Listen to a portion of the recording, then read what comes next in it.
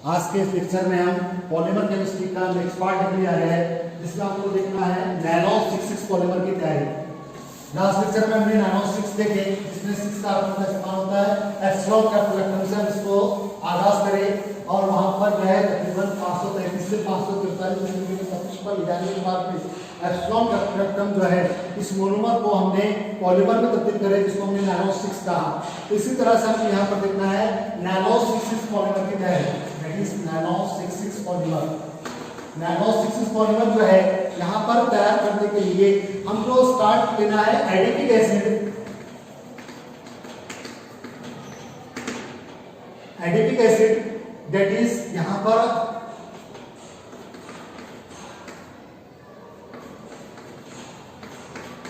Dicarboxylic टेट्रामिथिलिन group जो होता है उसको हम एडिपिक एसिड कहते हैं।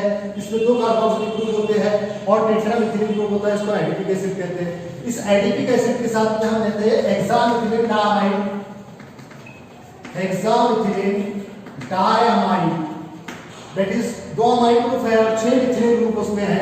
अमाइड ग्रुप इस तरह से लिखते हैं NH2 CH2 NH2, यहाँ पर NH2 दो बार है, इसके डायमाइन देते और हेक्सामिथिलिन यानी 6 बार मिथिलिन ग्रुप है। यानी आपको बिगिनिंग का लेना है adipic acid plus hexamethylene diamine, यानी यहाँ पर एक एसिड है और दूसरा बेस है।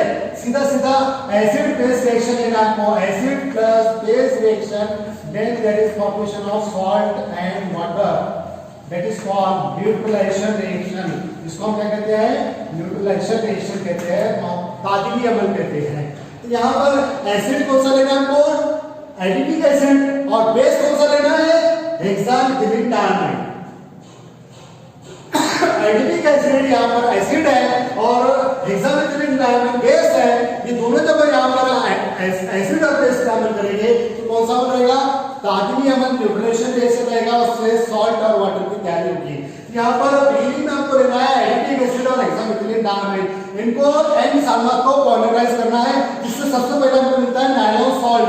इस नाइलॉन सॉल्ट को जो है तकरीबन 533 से 543 डिग्री तापमान पर हीट देते हैं, जिससे वाटर मॉलिक्यूल रिमूव हो जाता है और उससे नाइलॉन 6 पॉलीमर की तैयारी होती है। यहाँ पर रिएक्शन को हम आगाज करेंगे एडिपिक एसिड और हेक्सामिथिलिन डायमाइड। एडिपिक एसिड यहाँ पर हम लेंगे HCOO यहाँ पर, और यहाँ पर CH2 डाइकार्बोक्सिलिक ग्रुप है, इसमें COOH और टेट्रामिथिलिन ग्रुप है, इसको हम कहते हैं एडिपिक एसिड। इस एडिपिक एसिड के साथ में हम बेस लेंगे यहाँ पर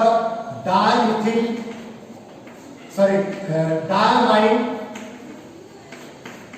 और hexamethylene group, 2 amide group NH2 ले लिया हमने और हेक्सामिथिलिन ग्रुप के लिए इसको कहते हैं hexamethylene डायमाइड।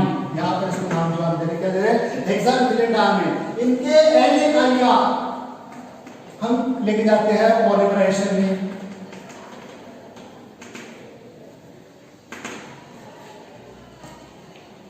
n molecules of adipic acid है, n मॉलिक्यूल्स ऑफ हेक्सामिथिलिन डायमाइड जो है ये पॉलीमराइजेशन के लिए ले जाते हैं। यहाँ पर एसिड एंड बेस रिएक्शन होगा, वहां पे सॉल्ट तैयार होगा। सॉल्ट कैसे तैयार होगा कि इसमें के हाइड्रोजन जो है ये जंप होकर कार्बन नाइट्रोजन की लोन पेयर को एब्सॉर्ब करेगा। यहाँ पर केटाइन और एनाइन की तैयारी होगी, यानी एसिड जो है हाइड्रोजन देगा और बेस जो है वो हाइड्रोजन को लेगा। यानी यहाँ पर जो है हाइड्रोजन देने का अमल हुआ और उसने हाइड्रोजन को लिया है। यहाँ पर इस तरह से एसिड बेस रिएक्शन यहाँ पर फॉर्म हो रहा, and there is formation of salt, वहां पे सॉल्ट की तैयारी, नमक की तैयारी। देखो किस तरह से तैयार होगा। COO CH2 dicarboxylic acid, tetramethylene dicarboxylic acid हमने ले लिए। यहाँ पर ये बना NH3 प्लस, यहाँ पर प्लस आ गया, यहाँ पर माइनस आ गए, ऑक्सीजन पे क्योंकि उससे हाइड्रोजन रिलीज हो गए। यहाँ पर फिर आगे कौन सा है? हेक्सामिथिलिन ग्रुप है प्लस यहाँ पर NH3 प्लस आ गया। यहाँ पर इसको कहते हैं नाइलॉन सॉल्ट। इसको क्या कहते हैं? Nylon salt. नाइलॉन सॉल्ट के n सामग्री जो है इसको हम फिर से हीट देंगे तकरीबन 533 डिग्री केल्विन से 543 डिग्री केल्विन तपिश पर हीट देने के बाद में वहां पर तकसीफ के नतीजे में पानी का सलमान पास निकल जाएगा और वहां पर जो बचेगा वो बचेगा वहां पर नाइलॉन 66 पॉलीमर बचेगा। यानी इसमें से पानी कैसे निकलेगा तो NH3 प्लस में से 2 हाइड्रोजन प्लस एक ऑक्सीजन यहाँ के NH2 के NH3 के 2 हाइड्रोजन हो जाता है ऑक्सीजन। इस तरह से ऑक्सीजन मिलकर और हाइड्रोजन मिलकर पानी सलमान कितने बार निकालेंगे n टाइम्स। यानी यहाँ का एक ऑक्सीजन यहाँ के 2 हाइड्रोजन, यहाँ का एक ऑक्सीजन यहाँ के 2 हाइड्रोजन, यानी तकरीबन कितनी बार हो रहा है n बार हो रहा है। तो n बार होने के बाद में n मॉलिक्यूल्स ऑफ वाटर आपको बाहर निकल जाएंगे और यहाँ पर आपको मिलेगा O, या इसको हम ऐसा कह सकते हैं C डबल O, यहाँ पर टेट्रामिथिलिन ग्रुप CO, यहाँ पर NH पेप्टाइड बंदिशाही, हेक्सामिथिलिन ग्रुप है और यहाँ पर बचा क्या है NH। कितने बार हो गए ये? दैट इज n टाइम्स यहाँ पर आया प्लस n टाइम्स क्या निकला वाटर मॉलिक्यूल्स बाहर निकला। यहाँ पर 6 कार्बन यहाँ पर इस तरह से मान हुए C डबल बॉन्ड हो कितने बार होगा? 2 बार हो CH2/4, ये टोटल है 6 कार्बन और ये 6 कार्बन, टोटल 6 कार्बन 2 बार आ गए। इसको हम कहते हैं नाइलॉन 66 रेशियो कहते हैं, पॉलीमर कहते हैं। तो इस तरह से हमने adipic acid plus hexamethylene diamine जो है इससे नाइलॉन सॉल्ट तैयार करे और नाइलॉन सॉल्ट को हीट देने के बाद उससे वाटर मॉलिक्यूल रिमूव हुए और उससे क्या मिला हमको? पॉलीमर मिला। कौन सा पॉलीमर? नाइलॉन 66 पॉलीमर यहाँ मिला। इस नाइलॉन 66 पॉलीमर को जो है ठंडा करने के बाद में फिर उसको रेशे काटने की मशीन से गुजारते हैं जिससे नाइलॉन 66 रेशे वहां पे हासिल होती है, जिसका यूटिलाइज आपको मालूम है कि टायर बनाने में या वहां पर जो है रोड की तैयारी में या वहां पर मछली के जाले में या मल्टीपल यूजेस है नाइलॉन 66 के। यानी जिस तरह से नाइलॉन 6 का यूज है उसी तरह से नाइलॉन 66 का यूज है कि हम जो है इसको इस्तेमाल कर सकते हैं। ये बात कठिन रेशों में से आते हैं कि हमने एडिपिक एसिड और हेक्सामिथिलिन डायमाइन जो है इस एसिड बेस रिएक्शन के जरिए हमने नाइलॉन सॉल्ट तैयार करे। नाइलॉन सॉल्ट को हीट देने के बाद में उससे जो मिला उसको कहते हैं नाइलॉन 66 पॉलीमर कहते हैं, जो हमने आपको पेश किया। इसके बाद में नेक्स्ट रिएक्शन हमको देखना है पॉलिएस्टर की तैयारी। ये इंपॉर्टेंट रिएक्शन है। इसके बाद में दूसरा रिएक्शन और वो भी इंपॉर्टेंट है जिसको हम कहते हैं पॉलिएस्टर। पॉलिएस्टर हम कैसे तैयार करते हैं यहां पर हम देखते हैं।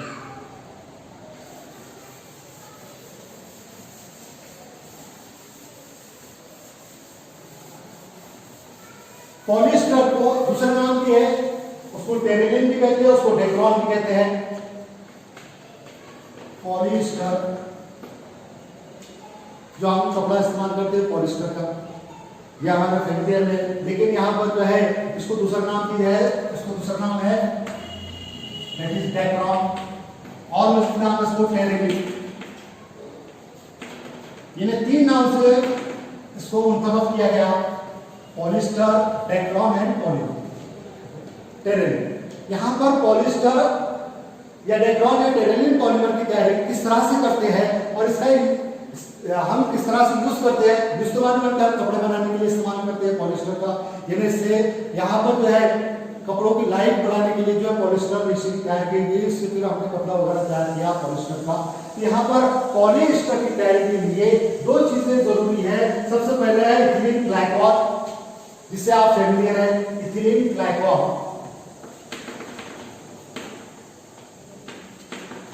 ग्लाइकॉल मतलब जिसमें 2 हाइड्रोक्सी ग्रुप है इथिलीन। यहाँ पर इसका फॉर्मूला लेंगे HOCH2CH2OH, 2 बार OH ग्रुप है और इथिलीन ग्रुप है, इसको कहते हैं इथिलीन ग्लाइकॉल।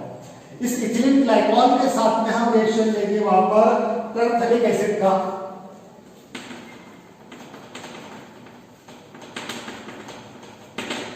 जिसमें 2 कार्बोक्सिलिक ग्रुप है, साथ ही साथ बेंजीन रिंग है। यानी बेंजीन रिंग पर 2 कार्बोक्सिलिक ग्रुप को कहते हैं टरफेलिक एसिड। तो टरफेलिक एसिड जो है इसका इस्तेमाल करते हैं इथिलीन ग्लाइकॉल के साथ में। इथिलीन ग्लाइकॉल और टरफेलिक एसिड के n मॉलिक्यूल जो है आपस में अमल करते हैं और इनके जरिए जो है हम पॉलिएस्टर रेशे की तैयारी करते हैं। यानी एकदम मस्तूरी तरीका है, सिंथेटिक पॉलीमर को तैयार करने का तरीका है, जिसमें केमिकल इस्तेमाल होते हैं ethylene glycol plus terephthalic acid. Ethylene glycol और टरफेलिक एसिड के n साल्वेंट को हम पॉलीमराइज करते हैं, जिससे पॉलिएस्टर पॉलीमर की तैयारी होती है। यहां पर हम लेंगे इथिलीन ग्लाइकॉल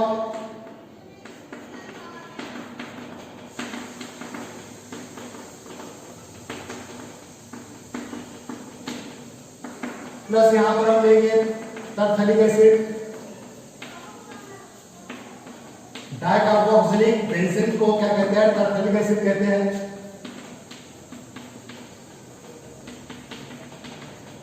इनके एंड मॉलिक्यूल्स इसको तकरीबन हम पॉलीमराइज करेंगे। इनको पॉलीमराइज करने के लिए तकरीबन तपीयत है 420 डिग्री केल्विन से लेकर 460 डिग्री केल्विन तक का टेम्परेचर यहाँ पे लिया जाता है। 420 टू 460 डिग्री केल्विन का टेम्परेचर यहाँ पे लेते हैं पॉलीमराइजेशन के लिए। तो यहाँ पर जो है इस तरह से यहाँ से हाइड्रोजन यहाँ से जो है OH ग्रुप हटता है और पानी के साल्फात उससे बाहर निकलते हैं, यानी यहाँ पर जो है इस तरह से मॉलिक्यूल्स OCH2 इसके साथ में जुड़ते हैं।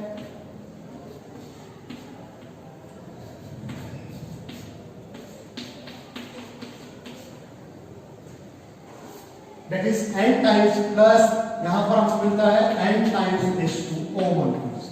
कितने मान मिलता है n time only water molecule. यहाँ से हाइड्रोजन निकलेगा, यहाँ से OH को लेके जाएगा, यहाँ से हाइड्रोजन निकलेगा, वहां से OH को लेके जाएगा, ये H2O n टाइम्स वहां से निकल जाएगी और ये जो तैयार हुआ इसको हम कहते हैं पॉलीस्टर। क्या कहते हैं इसको? पॉलीस्टर कहते हैं। दैट इज टेरेलिन पॉलिस्टर या डेक्ट्रॉन पॉलीमर कहा जाता है। इन्हें सिंपल रिएक्शन है कि ethylene glycol plus terephthalic acid को तकरीबन 420 डिग्री केल्विन से 460 डिग्री केल्विन तक हीट देने पर वहां पर जो है उससे तकसीफी अमल होता है। दैट इज कंडेंसेशन रिएक्शन कहते हैं उसको। और कंडेंसेशन रिएक्शन में एथिलीन ग्लाइकॉल जो अटैच होता है किसके साथ में? टरफेलिक एसिड के साथ में। एथिलीन ग्लाइकॉल जो है टरफेलिक एसिड के साथ में अटैच होते हुए वहां पर तकसीम पाते हुए पानी के साल्फेट को बाहर निकालता है और उसमें जो तैयार होता है उसको कहते हैं पॉलिस्टर कहते हैं। पॉलिस्टर पॉलीमर की तैयारी है। यानी यहाँ पर कौन सा रिएक्शन हुआ? कंडेंसेशन रिएक्शन हुआ, अम्ल तकसीफ हुआ। अम्ल तकसीफ के नतीजे में दो साल्फात आपस में जुड़े हैं, एक साल्फा मिला एथिलीन ग्लाइकॉल, दूसरा टरफेलिक एसिड, आपस में जुड़ते हुए वहां पे कंडेंस होते हुए वहां से पानी का साल्फा रिमूव करे और काय की तैयारी करे? पॉलिस्टर पॉलीमर की तैयारी करे। पॉलिस्टर की यूज मालूम है कि ये वो रेशे है, ये वो कपड़ा है जिसके जरिए हम कपड़े तैयार करते हैं। ये वो कपड़े हैं जो टिकाऊ है, क्योंकि कॉटन के कपड़े की लाइफ कम होती थी, दिमाग पतंगे उसमें मुज़िर असरात करते थे, उसकी लाइफ कम होने की वजह से, उस पर मुज़िर असरात होने की वजह से उसको जो है कम इस्तेमाल कर सकते थे या उसका यूज कम था, इसलिए हमने जो है नए रेशे बनाए जिसको हम पॉलिस्टर कहते हैं। और इन रेशों की जो लाइफ है वो टिकाऊ है, स्ट्रेंथ है, इस पर सिलवटें नहीं पड़ती, इस पर जो है थिकनेस ज्यादा है, टफनेस ज्यादा है, स्ट्रेंथ ज्यादा है, टिकाऊ होते हैं, कीड़े पतंगे दिमाग में इसको मुज़िर असरात नहीं होता और उसका जरूरत दूसरे के अंदर मिलाकर दूसरे रेशे तैयार करते हैं। तो इस तरह से टिकाऊ रेशे है, इसलिए इसको हम क्या कहते हैं? पॉलिस्टर कहते हैं। इन्हें मल्टीपल यूज है इसका, पॉलिस्टर का यूटिलाइज जो है मल्टीपल कर सकते हैं। इस तरह से हम इसको जो पॉलिस्टर का यहाँ पर पॉलीमर तैयार हुआ इसको ठंडा करते हैं, उसको रेशे काटने की मशीन से ले जाते हैं, उससे रेशे जो मिलते हैं काय के मिलते हैं? पॉलिस्टर के। उससे कपड़ा बुनना या जो भी यूज करना है उसको यूटिलाइज कर सकते हैं। तो इस तरह से हमने कौन सा देखिए? पॉलिस्टर पॉलीमर की तैयारी देखी। बाकी पार्ट हम नेक्स्ट लेक्चर में